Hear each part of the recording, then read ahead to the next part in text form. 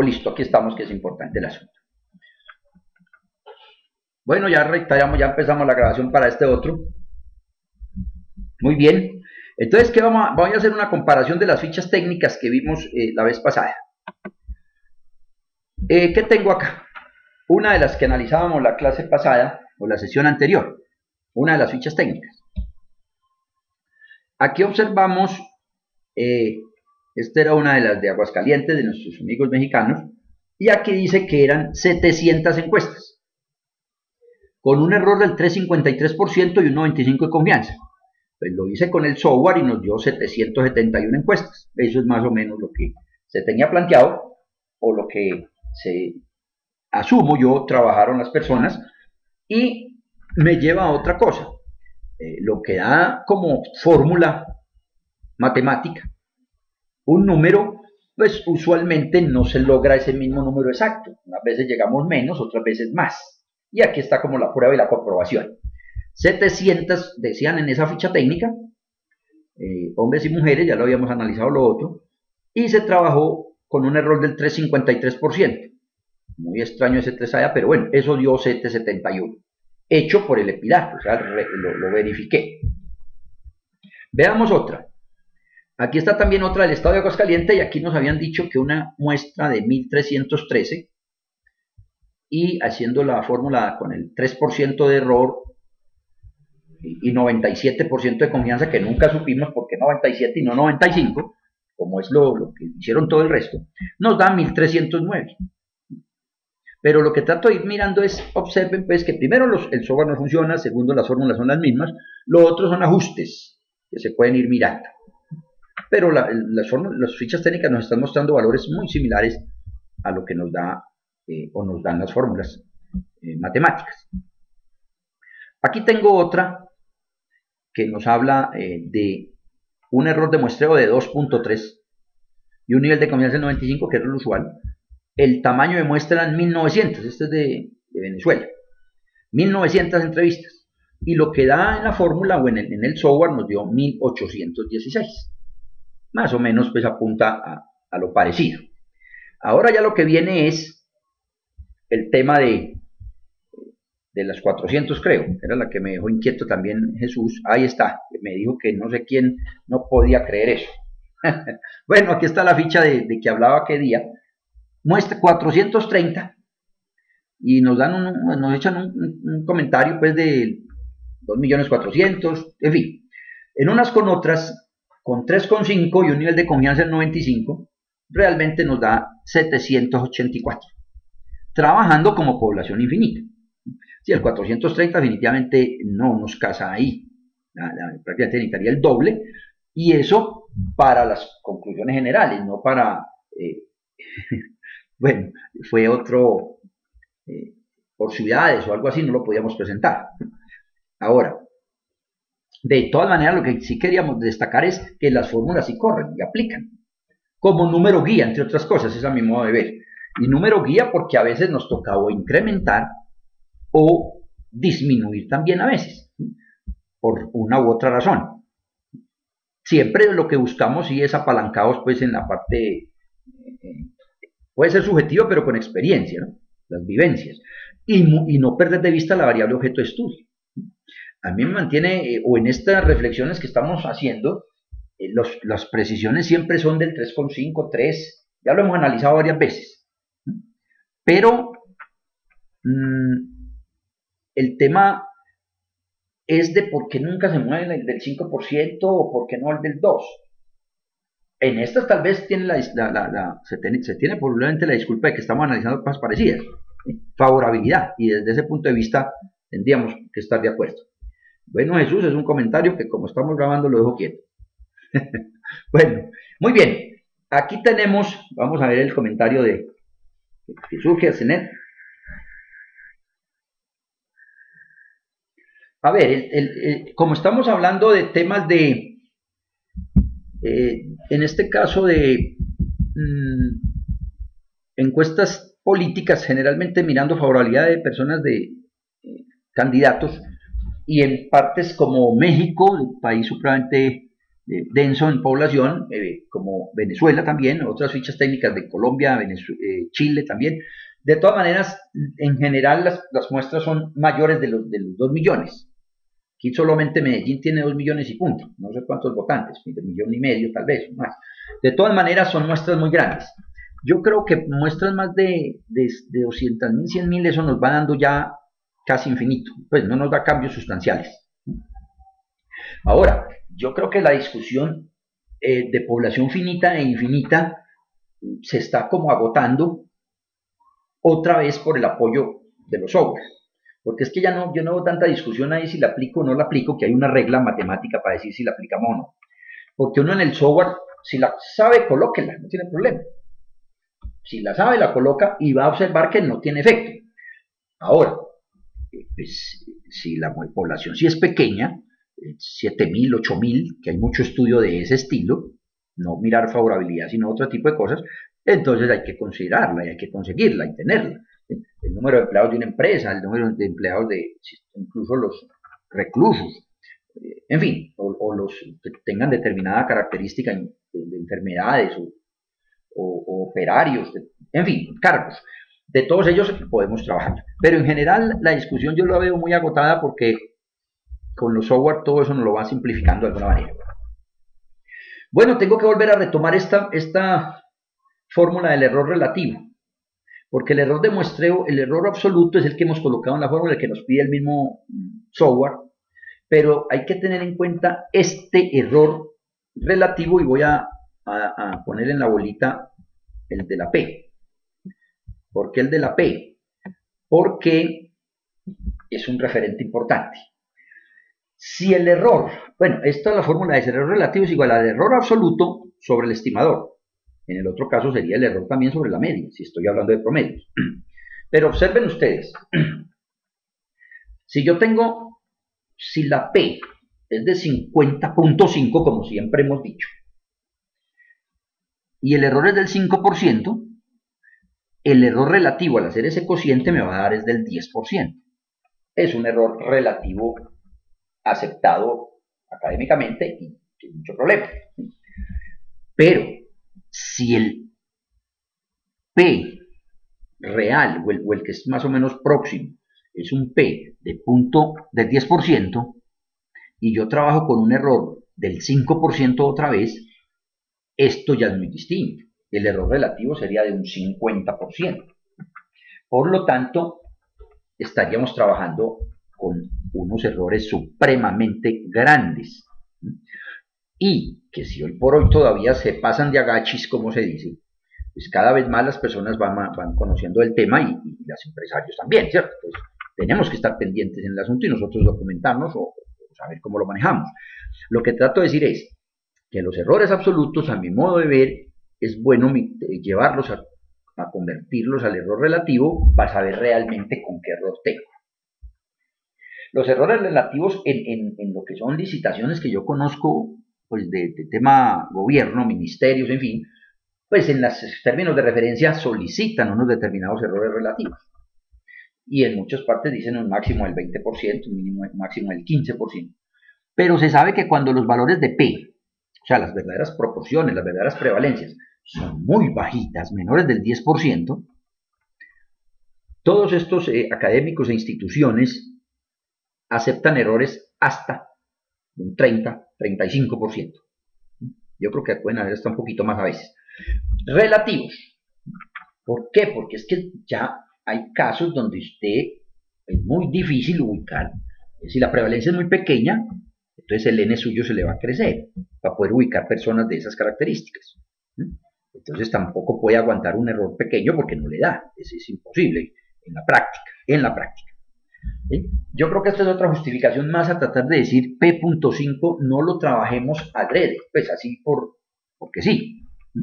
P.5 debe de ser simple y llanamente porque pensamos que eso es, que es la mitad de la población lo que dice eso y la mitad no, o más o menos la mitad. Pero si estamos pensando que hay proporciones del 20%, 25% en lo que vamos a estudiar, que puede ser mucho tipo de variables, entonces abstengámonos de poner un P.5, porque eso de varianza máxima no es cierto porque el error cambiaría también, ¿sí? Entonces puede que la varianza sea máxima, pero cuando mantengamos el error del 5, pero un error del 5 en esos casos es grandísimo.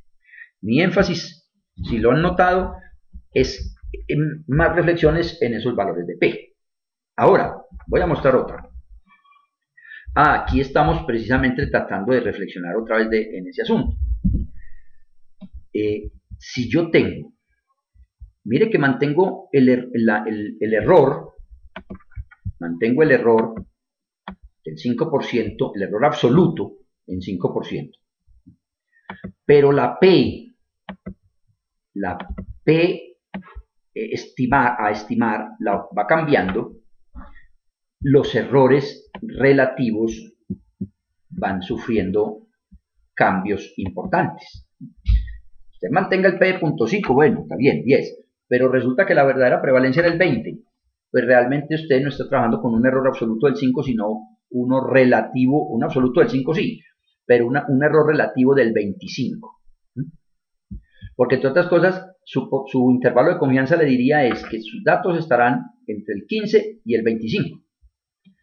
Ustedes notan que siempre el ancho del intervalo seguirá siendo 10, pero no es lo mismo 10 en unas magnitudes altas que con números bajitos. Esa es una incidencia grande en los errores y es lo que debemos de cubrir. En la otra parte de la diapositiva mantengo quieto el P.5, pero voy bajando los errores. Entonces, ya un error del 3 para 0.5, ya el error relativo es del 6%, menos del 10. Ahí sí voy viendo ganancias. Pero estos son detalles que hay que considerar en este tema muestral. Bien, voy a mostrar, creo que viene otras diapositivas tratando de ponerle más sal, como decíamos, Jesús, más carámbanos a esto. Pero las ponemos así como suavecito. Aquí viene el tema del DEF, el efecto del diseño en la fórmula, en una de tantas fórmulas, hay más. Yo traje esta que fue una de las que trabajamos en uno de los estudios a nivel nacional, en el cual nos asesoró un joven estadístico de la Nacional de Bogotá muy conocedor, Andrés Arias, y pues él también pues diseñó o pues mostró digamos la fortaleza o mejor lo que necesitábamos aquí en este caso de esta fórmula. Aquí estamos hablando de la utilidad del DEF y que ya se involucra en la fórmula donde la Q es obviamente una proporción, que es lo contrario de, claro está, de la P. Pero también está el elemento de este término que hay en el denominador de CB, coeficiente de variabilidad, apunta a ser el error relativo. Entonces es el que hablamos de un 15%, que puede ser un 10%. Ya la fórmula está dada entonces, en este caso, en términos del error, del coeficiente de variación. Que el coeficiente de variación, recuerden que es la desviación sobre el indicador. O sea, es un error relativo. Ahora, ¿qué quería dejar como así en el tapete? Realmente el subíndice I, con el esquema que nosotros hemos trabajado, tal vez no iría. Pero voy a explicar el por qué lo traje a colación y no lo quise hacer modificaciones. Porque también tengo varias poblaciones, NI, y obviamente varias proporciones, P sub I, J y NI. Bueno, a ver, dentro de las conversaciones que se han tenido, y también retomo la pasada, se ha dicho, o se ha mencionado, o se ha leído en las fichas técnicas, el tema de muestreos estratificados proporcionales. Muestreos estratificados proporcionales. Pues bien, lo que ha sido usual, y lo mencioné también, es tener un tamaño de muestra y lo dividimos proporcionalmente según el tamaño de la población de cada estado, provincia o región. Y así es lo que se ha trabajado casi siempre. o se ha venido trabajando. Y yo mencionaba el caso de que si lo fuéramos a hacer en México, pues Ciudad de México se lleva acá y todo. Si lo hacemos en Colombia, pues Bogotá se lleva gran cantidad de un N que nos dé. Por eso en las fichas técnicas se decía Bogotá 600, 200 Cali, 200 Medellín y 200 Barranquilla. Pero Bogotá era más. El problema no es de que sea más o no, el problema es qué tanto más. Yo no lo veo que tenga que ser exactamente proporcional según el criterio de densidad de población. Lo que creo que hay que tratar de manejar es, ¿por qué no la proporcionalidad si se quiere o algo por el estilo? Pero según la variable objeto de estudio, que eso es muy distinto. Porque es que el ejemplo vuelve a caer. Si Bogotá se lleva la mayoría de mi muestra, y estoy hablando de personas que consuman algún tipo de producto que sea más dado de otra región, pues entonces allá seguramente no voy a tener, pues no tengo la necesidad de buscar esos genes tan grandes. O tal vez más, o tal vez no, pero lo que trato de decir es, no es el criterio de personas solamente. Ahora, esta fórmula que tenemos entonces en pantalla, con ese subíndice, lo que está diciendo es que voy a tener, no tengo un solo n. Pues voy a sacar varios n's según región. Y eso es lo que hoy por hoy me parece que aplica, me parece que con salvedades viene como mostrándose más en algunos estudios, nivel más fuertes, digamos. Voy a mostrar el siguiente ejemplo. Espero que lo observen aquí bien, es un pantallazo de Excel. A ver, primero me confirman si alcanzan a apreciar, le dan al más para que suban el tamaño, lo están observando, muy bien Gloria, Jesús, bueno ya veo que sí, está muy bien Víctor, Alejandro ha estado comentando, saliendo, será que tiene dificultades de entradita, pero ahí va pegadito a la mayoría, muy bien. Bueno, entonces, este es un estudio que se manejó por subregión en el departamento de Antioquia. Subregiones. Entonces aquí observan a la izquierda, Bajo Cauca, Magdalena Medio, 2, 4, 6, 8 subregiones. Cada Medellín se manejó aparte. 8 subregiones. Entonces, y observen qué tal si metiera Medellín aquí o área metropolitana. Eso es mucho más grande que el resto. Entonces se me llevaría casi toda la muestra de esa parte. Ahora, la columna B en Excel es el número de niños escolarizados por subregión, aquí en el departamento de Antioquia. Eso es de este año inmediatamente anterior. Bajo Cauca tiene 50.000 tantos niños, Magdalena Medio 18.000. Entonces, si yo reparto proporcional, ojo al cuento, si yo reparto proporcional, Magdalena Medio nos queda muy poquitico, probablemente. ¿Sí? Es decir, analicemos así fríamente. Si yo analizo, 50.000 tiene Bajo Cauca y 18.000 Magdalena Medio. Y no lo había analizado, pero aquí lo voy a plantear ya. Analicen los n's. Tocó casi igual. El n fue 259 para Bajo Cauca y 257 para Magdalena Medio. ¿Por qué será eso?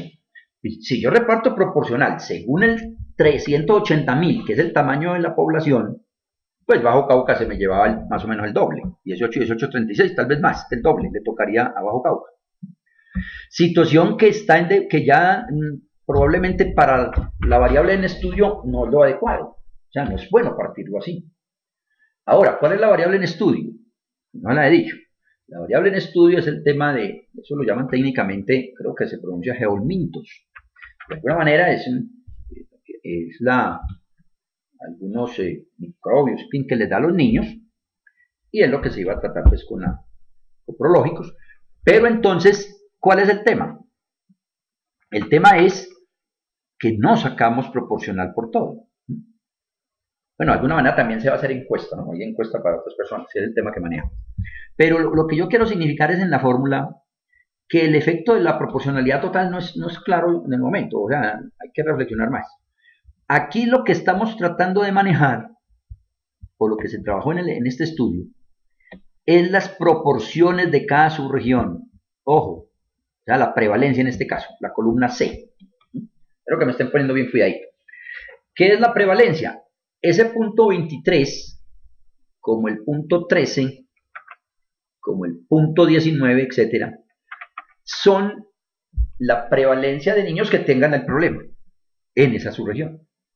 Entonces miren que lo que es como más, digamos, evidente de bueno o de adecuado, es trabajar con la variable objeto de estudio, lo que estemos estudiando, porque todas las regiones son distintas. Y porque ya se sabe, según las personas que conocen de este tema, que en unas subregiones tienen más probabilidades o dan más, ya se sabe que hay más prevalencia por los estudios pasados, etcétera, etcétera, salen de otros estudios. Claro, la prevalencia se sacó de otro estudio aquí en Antioquia, se llama un estudio muy famoso que llama el estudio Maná, que todavía eso lo siguen manejando, y se han obtenido estimadores de esas prevalencias. En caso de que no, porque siempre habrá una primera vez que no tenemos de dónde arrancar, pues viene el tema de las pruebas piloto, que tampoco es fácil hacerlas en todas las subregiones, etcétera, etcétera, pero de unas con otras sí se viene creciendo el conocimiento sobre el tema en la sociedad como tal. Es decir, uno, haciendo una, de pronto, reflexión de otro estudio diferente que fue sobre Estudio Nacional de Salud Bucal, pues ya los odontólogos se había encontrado en un estudio de hace 10 años, que fue el estudio anterior, unas prevalencias de caries de .60, 65, 70 para adultos. Eso había muchas variables, pero bueno, toco esa por la simpleza. Sin embargo, ya con los odontólogos del equipo, ya ellos mencionaron que había otro estudio en tal parte, y que además lo que ellos ya percibían en sus trabajos, en fin, y su experiencia era que esa prevalencia era mucho mayor, del orden del 80-85% en los adultos. Y efectivamente entonces se cambiaron esas prevalencias. Por lo tanto, sigue siendo el tema de que los valores de P, que esos son los valores de P, son de alguna manera subjetivos, pero de alguna manera apalancados en estudios anteriores, en experiencia de personas conocedoras del tema. No podemos poner .5 ahí, porque estoy diciendo que entonces la mitad de los niños tienen la dificultad y la otra mitad no. Y además da igual para todo el mundo. Eso es lo que estamos tratando de no hacer, precisamente. No, hay que hacer los esfuerzos de mirar esa prevalencia o esa proporción. Y surgen de muchas maneras, entre ellos los expertos dan una mano tremenda en cualquier tema, ¿no? Ahora, la otra interrogante que me dicen de es inverso a la prevalencia es porque hay otro detalle. Observen que la muestra total fue 2132, muestra total, concertada, hablada, discutida, pero es que hay otro detalle. No es tanto que sea el inverso, Orlando, porque hay otro detalle fundamental. Bueno, primero en la fórmula está la prevalencia es la P y 1 menos eso será el Q, y eso está, por eso les coloqué la fórmula en Excel arriba para que después la reflexionen. Pero viene un punto también importante, y es el coeficiente de variabilidad. Si este fuera constante, entonces lo otro sí podríamos hacer la reflexión de que entonces sería el inverso. No, aquí lo que pasa es que hubo otro elemento. Y mientras más baja en la prevalencia, me aceptan un coeficiente de variabilidad más alto. Por eso, pero también no quisimos pasarnos más de un punto 20. Insisto, la prevalencia, aquí se observan unos valores de punto 11 en el oriente, punto 11, querría decir que hay muy pocos niños, proporcionalmente hablando, muy pocos niños con la dificultad. Gracias a Dios, o sea, esas subregiones están más cubiertas en esa enfermedad, según estos datos. Entonces, para uno lograr encontrar niños en una muestra con esa prevalencia, y yo mantengo un error bajito, eso se me crece mucho el N. Entonces lo que se hace es buscar un equilibrio con el coeficiente de variabilidad. Es un juego donde les estoy confesando, como dicen algunos expertos hoy por hoy en internet, que dicen que tengo unos secretos y que les suelto. En fin, es que aquí hay mucho manejo de de subjetividad, pero insisto, basado en teoría estadística también, porque tampoco puedo poner un P de 0.50 porque no me lo van a aceptar, digamos, en los estamentos que patrocinan estos estudios. Este específicamente tiene algo que ver otra organización internacional. Pero bueno, entonces aquí lo que hay que movernos en lo que yo trato de dejar como hoy, como una situación de reflexión, es que las prevalencias hay que hacerle más esfuerzos, es que también hay el esquema del coeficiente de variación y que se pueden calcular mejor o distribuir una muestra de manera diferente a lo proporcional por densidad y más por la proporción de lo que estemos estudiando. Es claro que en el tema político puede que no haya necesidad. Y puede que no haya necesidad porque estamos hablando de favorabilidad con determinados candidatos, entonces le asignemos las mismas P. Pero tan pronto entremos a estudiar otro tipo de situaciones, habría que mirar cómo se comporta. Ahora, ¿cuál es el criterio en últimas fundamental que en este juego? Pues yo traje a colación esta última columna y es la diferencia del intervalo de confianza. Porque a mi modo de ver en el últimas, los criterios, hablando de investigaciones monitoreadas, licitadas, etcétera, a nivel, digamos, muy alto, con estamentos que supervigilan mucho el asunto, pues el tema de los Ns está ligado a qué tan útil será después cuando encontremos el estimador, cosa que no se percibe en otros estudios, ¿sí? O en otros trabajos, temas más bien. Aquí vemos, por ejemplo, un intervalo de 0.18 a 0.29. Entonces ya me van a decir, bueno, eso sí es muy alto, muy pequeño. ¿Quién no lo dice? El que sabe el tema. En este caso, las personas clínicas. Y en este juego, nosotros sacamos las diferencias del intervalo y tratamos de que ninguno se nos mueva más del 10% o 12%. En ese vaivén es donde tenemos el juego del coeficiente de variación. Aquí hay una más altica, pero no sobrará, no faltará que alguna región que tenga mucha heterogeneidad nos dé un valor más alto. Pero lo que sí es evidente es que hay que mostrarle a la comunidad cuáles son los errores en cada región o en cada subregión para poder que cada quien juzgue, incluso los analistas tomadores de decisiones. A ver, le voy al último mensaje acá. Bueno, sí, hay algunos. Aquí el que tengo a mi mano es el texto Estrategias de muestreo, diseño de encuestas y estimación de parámetros, Universidad Santo Tomás, Hugo Andrés Gutiérrez.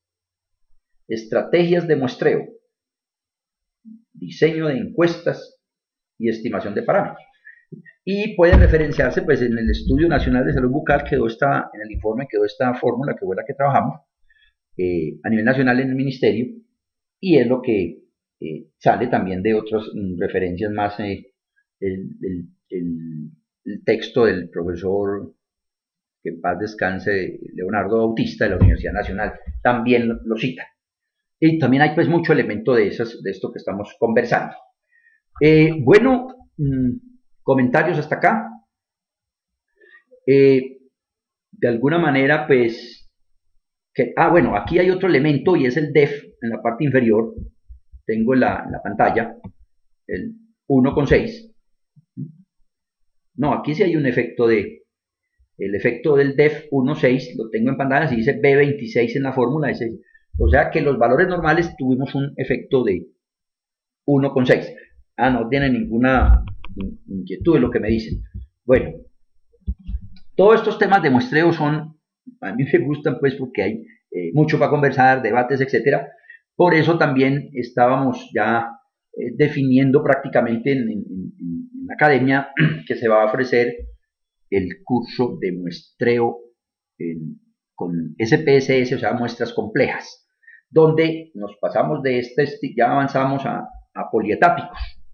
Los muestreos de encuestas simples son muestreos aleatorios simples, pero ahora se plantea el curso para la última semana de julio. Espero que se motiven. Hay mucha cosa por analizar, por aprender, pero ya en el manejo con la herramienta también se verá mucho.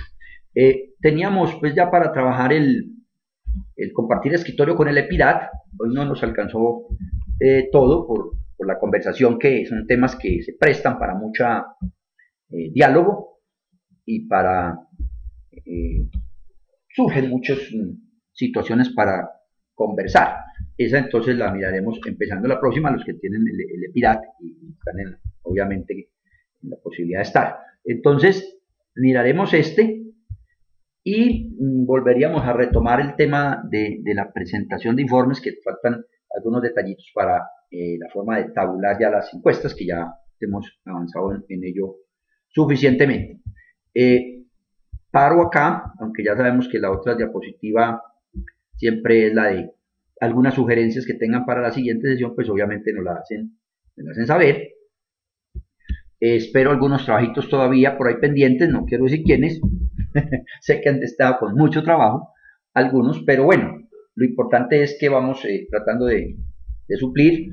Creo que el tema de las encuestas por la red también ya la han podido aplicar, y si tienen dudas, pues también obviamente no lo van consultando, pues, o consultando, no, lo van compartiendo para poder ir avanzando y finiquitando lo concerniente a este curso. Pero quiero de todas maneras que se quede claro lo de la sintaxis, que es un tema muy útil, lo de las encuestas de opinión, perdón, lo de las encuestas online, el tema muestreo, algunos puntos, y claro está, falta mostrar todavía un informe de redacción de las encuestas con el tema de las escalas, de las escalas Likert, las preguntas de orden y las que ya hemos hecho de cruces de variables. Bien, voy a parar la grabación aquí y dejo a las inquietudes